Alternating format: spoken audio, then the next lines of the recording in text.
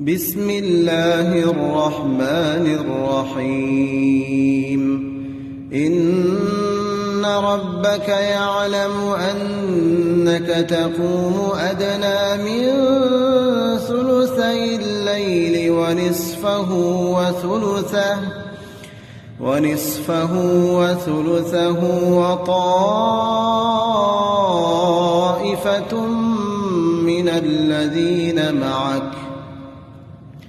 والله يقدر الليل والنهار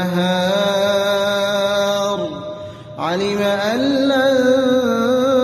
تحصوه فتاب عليكم فاقرؤوا ما تيسر من القرآن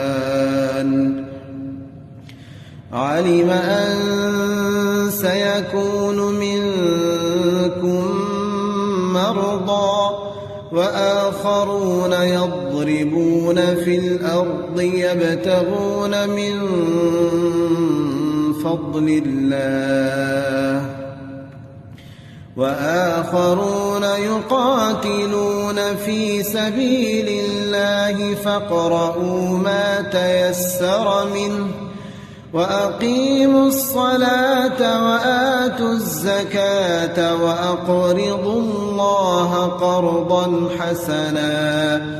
وما تقدموا لأنفسكم من خير تجدوه عند الله هو خيرا وأعظم أجرا واستغفروا الله إن الله غفور رحيم